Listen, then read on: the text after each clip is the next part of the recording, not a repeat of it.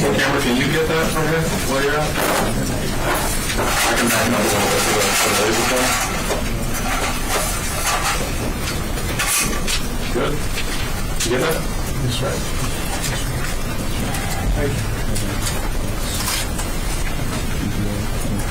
C-SPAN's camera.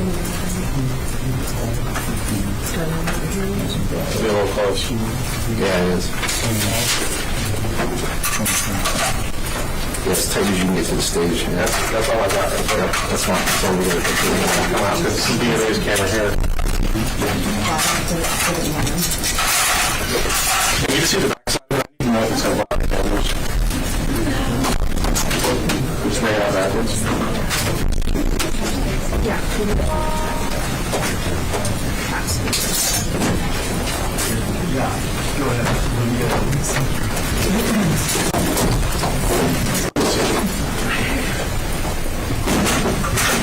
Yeah, I think there's a cameras. Okay. So you see like I'm close down. Underneath the television.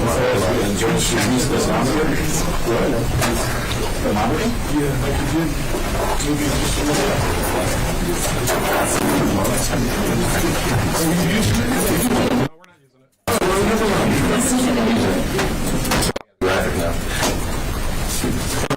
It just shows up the laser pointer. It's not on the board.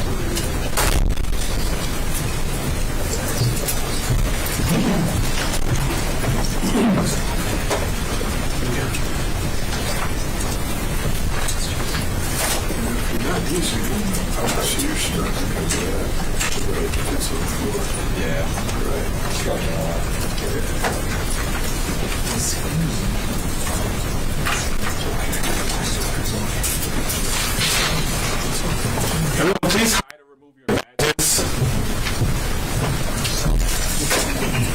Why do you say that?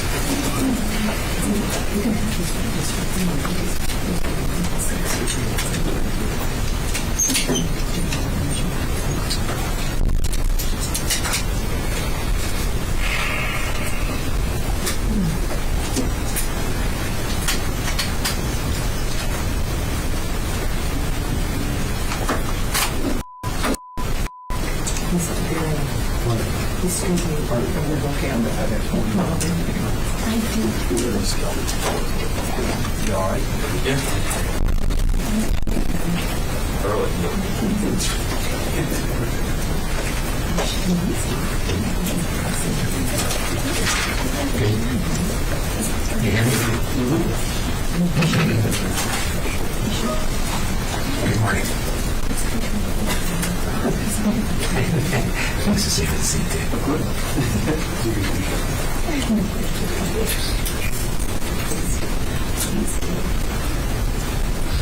although frankly I feel like it's too close. Ladies and gentlemen, we'll be ready in 2 minutes. 2 minutes, thank you.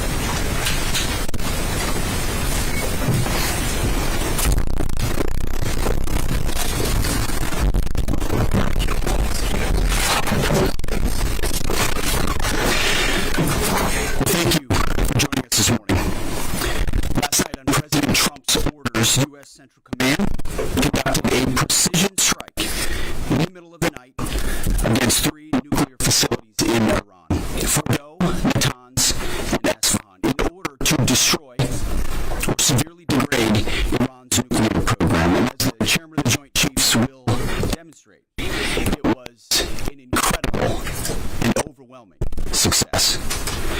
The order we received from our commander-in-chief was focused, it was powerful, and it was clear. We devastated the Iranian nuclear program.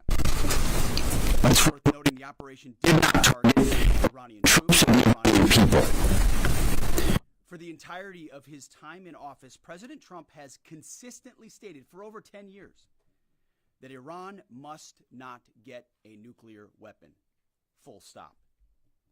Thanks to President Trump's bold and visionary leadership and his commitment to peace through strength, Iran's nuclear ambitions have been obliterated. Many presidents have dreamed of delivering the final blow to Iran's nuclear program, and none could until President Trump. The operation President Trump planned was bold and it was brilliant, showing the world that American deterrence is back. When this president speaks, the world should listen. And the U.S. military, we can back it up. The most powerful military the world has ever known. No other country on planet Earth could have conducted the operation that the chairman is going to outline this morning. Not even close. Just like Soleimani found out in the first term, Iran found out when POTUS says 60 days that he seeks peace and negotiation, he means 60 days of peace and negotiation. Otherwise, that nuclear program, that nuclear capability will not exist. He meant it. This is not the previous administration. The President Trump said no nukes. He seeks peace, and Iran should take that path.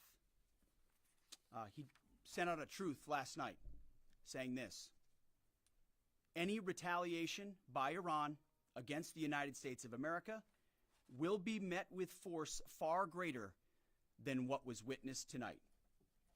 Signed, the President of the United States, Donald J. Trump. Iran would be smart to heed those words. He's said it before, and he means it. I want to give recognition to the Chairman of the Joint Chiefs of Staff, the Joint Staff, General Eric Kurilla at CENTCOM, who did a phenomenal job, he and his staff, all of CENTCOM. Policy, across the board, this was a joint effort, and across the Pentagon effort. I want to recognize the pilots who flew those bombers, who flew those fighters, who flew those refuelers, warriors. I want to recognize the sailors on those destroyers, in those subs, on those carriers, warriors, all of them. I want to recognize our soldiers doing air defense, base defense, QRF, warriors, all of them. Every American involved in this operation performed flawlessly. And I want to give recognition to our allies in Israel as well. This is a plan that took months and weeks of positioning and preparation so that we could be ready when the President of the United States called. It took a great deal of precision. It involved misdirection and the highest of operational security. Our B-2s went in and out of downtown Tehran, of these nuclear sites, in and out and back without the world knowing at all. In that way, it was historic. A strike that included the longest B-2 Spirit bomber mission since 2001 and the first operational employment of the MOP, a massive ordnance penetrator. The mission demonstrated to the world the level of joint and allied integration that speak to the strength of our alliance and our joint forces. As President Trump has stated, the United States does not seek war, but let me be clear. We will act swiftly and decisively when our people, our partners, or our interests are threatened. Iran should listen to the President of the United States and know that he means it, every word. I want to give congratulations to our Commander-in-Chief. It was an honor to watch him lead last night and throughout, and to our great American warriors on this successful operation. God bless our troops. God bless America. And we give glory to God for his providence and continue to ask for his protection. I turn it over now to the chairman for specifics. Thank you, Mr. Secretary. Thanks for recognizing all of our folks out there doing our nation's work, and nice to see everybody on this early Sunday morning.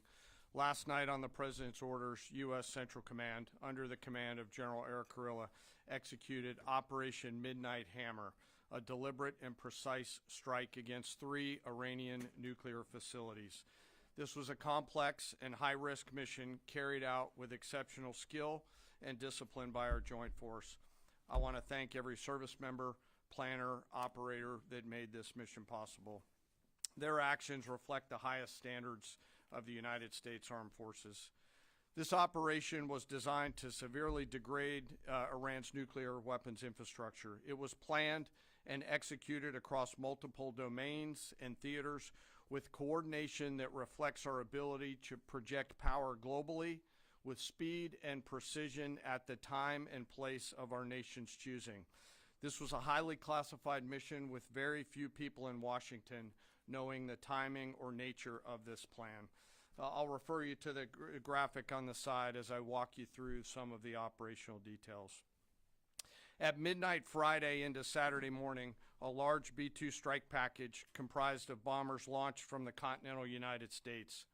As part of the plan to maintain tactical surprise, part of the package proceeded to the west and into the Pacific as a decoy, a deception effort known only to an extremely small number of planners and key leaders here in Washington and in Tampa. The main strike package, comprised of 7 B-2 Spirit bombers, each with 2 crew members, proceeded quietly to the east with minimal communications.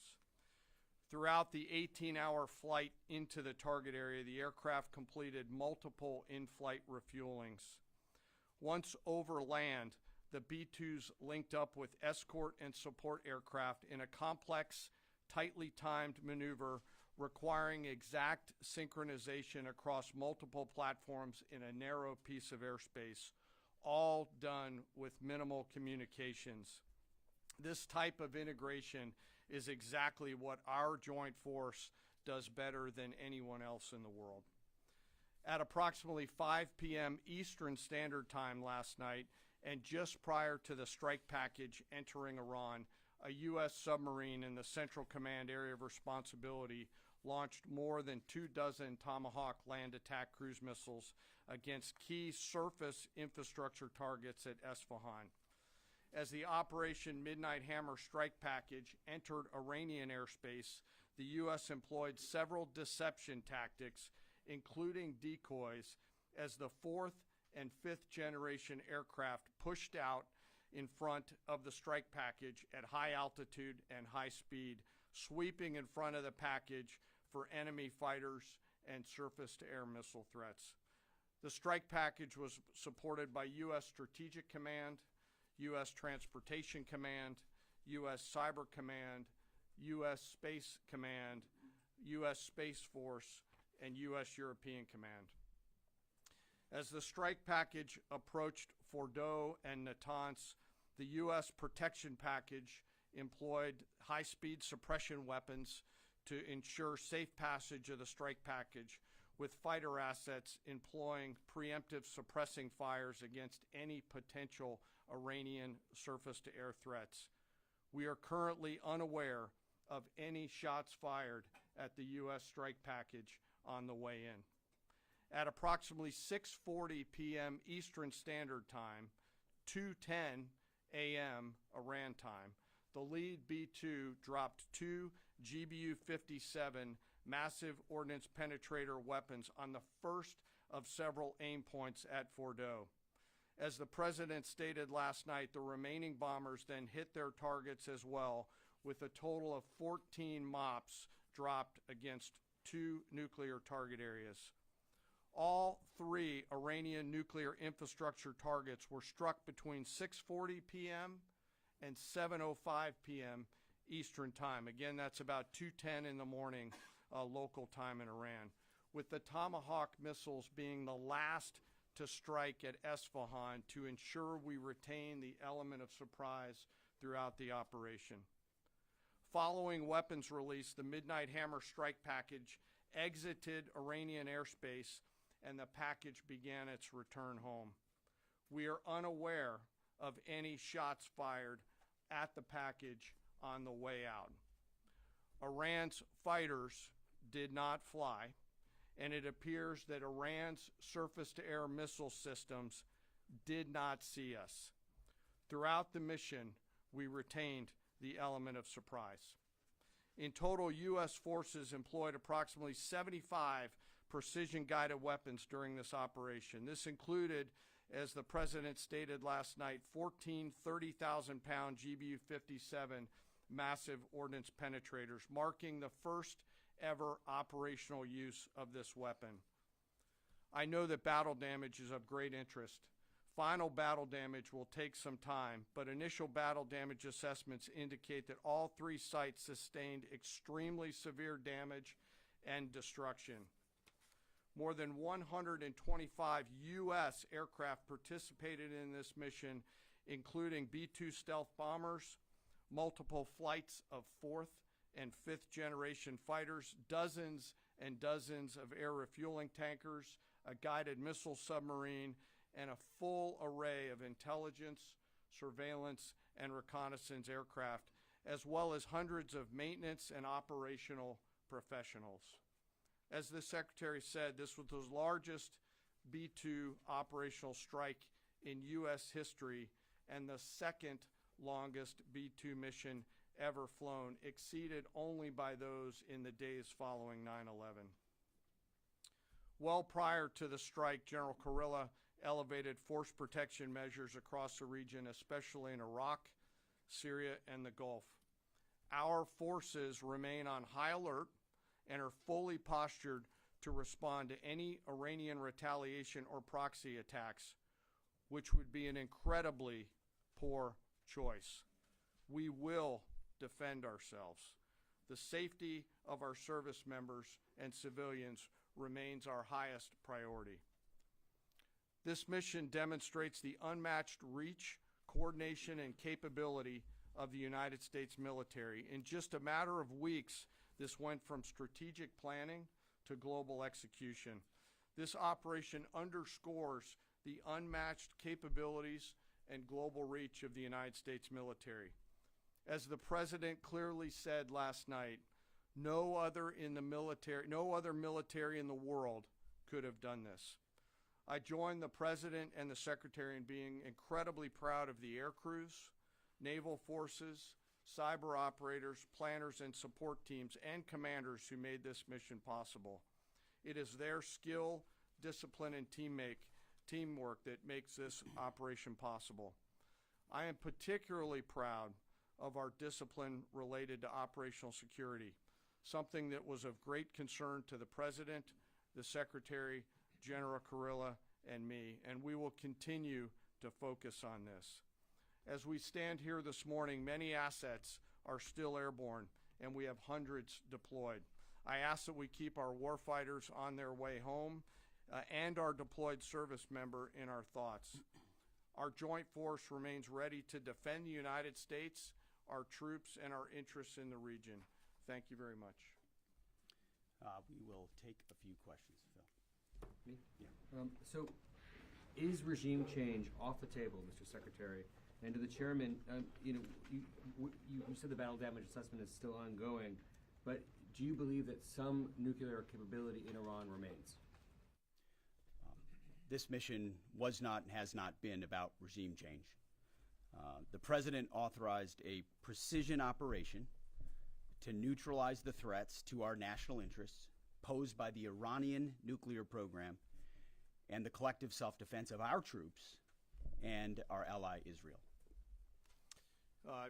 Thanks for your question. I think BDA is still pending, and it would be way too early for me to comment on what may or may not not still be there. But thanks for the question.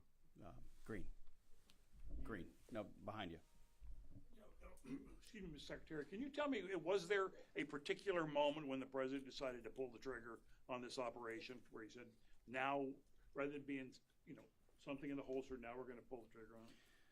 I would just say, having the opportunity to witness his leadership, he was fully committed to the peace process. Wanted a negotiated outcome, gave Iran every single opportunity, and unfortunately was met by stonewalling, which is why he gave them plenty of time to continue to come to the table and give up enrichment, give up the nuclear program. But there was I won't say the particular moment, there was certainly a moment in time where he realized that it had to be a certain action taken in order to minimize the threat to us and our troops. Yeah. General, you say that General Kurilla increased force protection in Iraq, Syria, and Gulf, and those areas. Were they given any advance warning the attacks were coming? And also, Mr. Secretary, when were congressional leaders notified? How long before the attacks took place? Sir, to your first question, the risk has clearly been rising over the last few weeks in the region. Based on that, and not a particular awareness of this operation, we've made smart decisions to minimize the risk to U.S. forces in the region. So they were given no advance warning? No, sir. And congressional... They were notified after the planes were safely out. Well, we complied with the notification requirements of the War Powers Act. After the attacks, they were notified? They were immediately thereafter. Yes. Thank you, Secretary. Two quick questions. Do you believe you completely destroyed Iranian nuclear program? And how about Iranian ballistic missiles? Your ally as Israel always saying that is biggest threat. And second question is very important. What will be your next step if Iran or militias under Iranian influence on the region attack U.S. interests or allies in the region? And you can chime in on this too, Mr. Chairman. The battle damage assessment is ongoing, but our initial assessment, as the chairman said, is that all of our precision munitions struck where we wanted them to strike and had the desired effect, which means especially in Fordo, which was the primary target here, we believe we achieved destruction of capabilities there. Ultimately, wherever it may be, whether it's in Iraq or Syria or bases in the Gulf, as the president said, it would be as the chairman said, it would be a very bad idea for Iran or its proxies to attempt to attack American forces. Thank you, Mr. Secretary. Regarding retaliations, Iran and North Korea are cooperating on nuclear and missile development.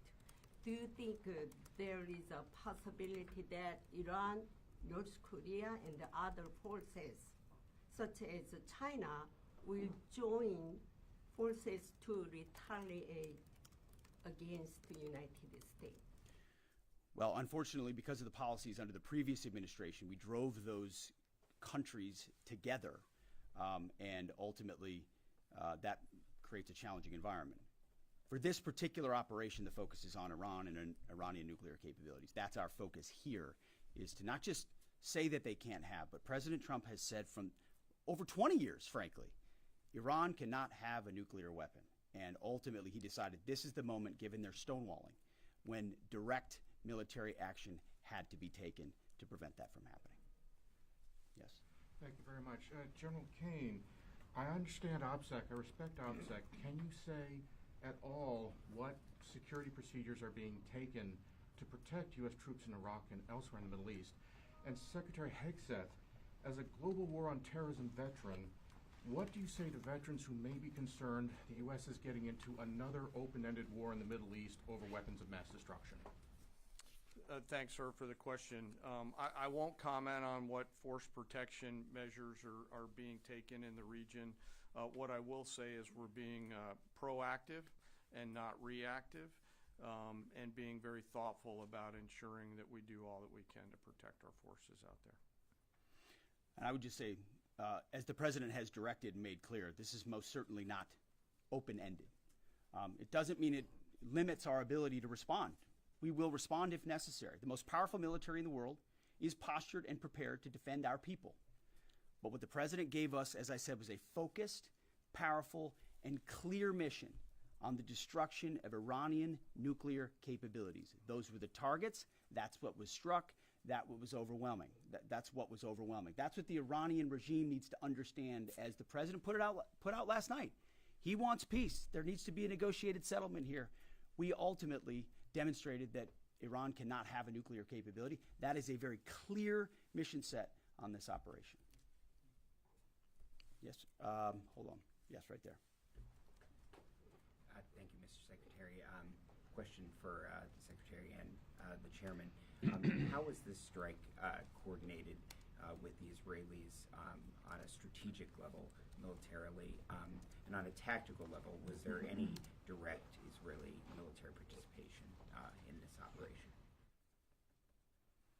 Well, I would say certainly Israel had an incredible military success, especially at the beginning and ongoing, in degrading Iranian capabilities, in degrading Iranian launchers, MRBMs. It's been incredible to watch what our ally Israel has been able to do. And there certainly have been conversations. I mean, General Kurilla at CENTCOM has worked closely in the defense of Israel for many years.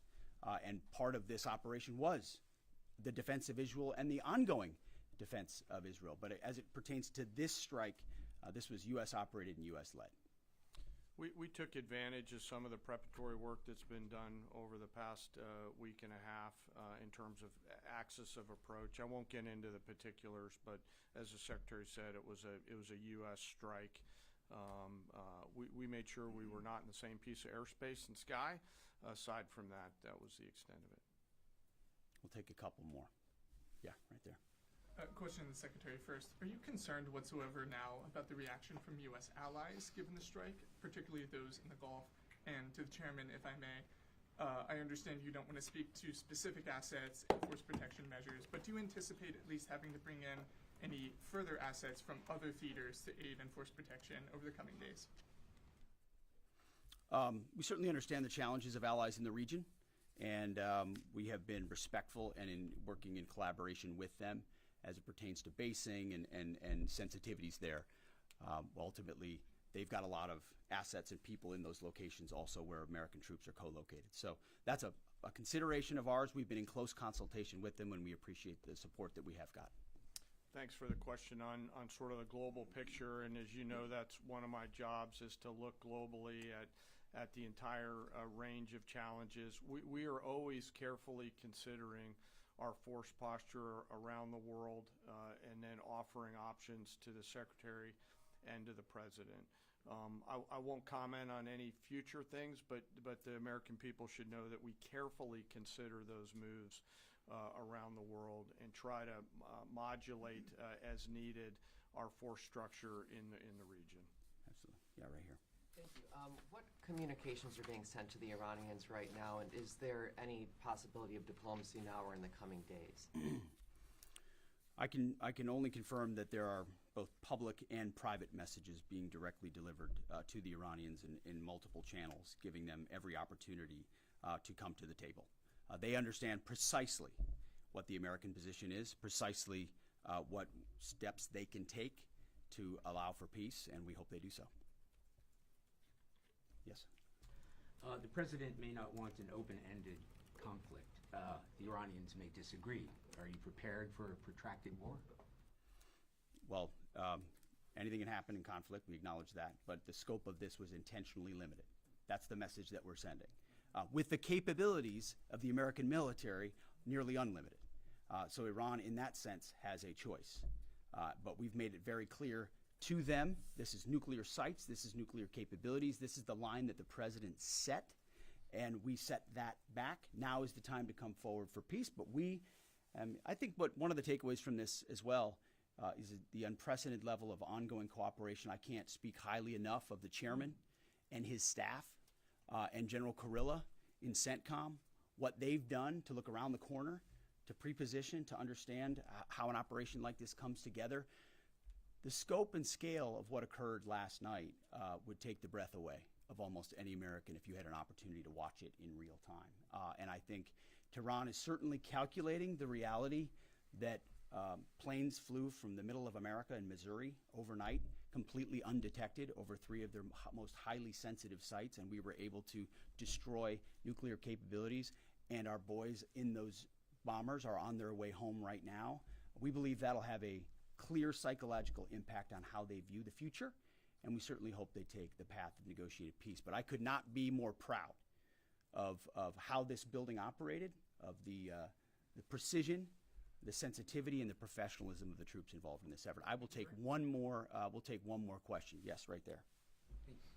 Thank you, Mr. Secretary. Concerning the justification for these strikes, in March, the Office of the Director of National Intelligence released their threat assessment, concluding, quote, Iran is not building a nuclear weapon, and Khomeini has not authorized the nuclear programs he suspended in 2003, unquote. So what new intelligence does the U.S. have since then that the Iranians have changed their position on nuclear weapons? And does this new intelligence come from U.S. sources and methods, or are we getting this information from other countries? Well, I would just simply say that the President's made it very clear.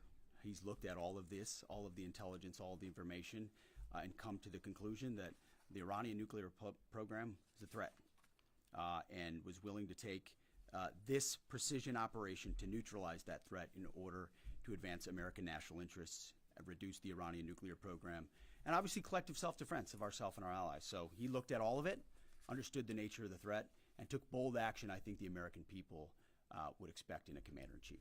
That's all we've got. Thank you very much. Appreciate it. Mr. Chairman. Thank you.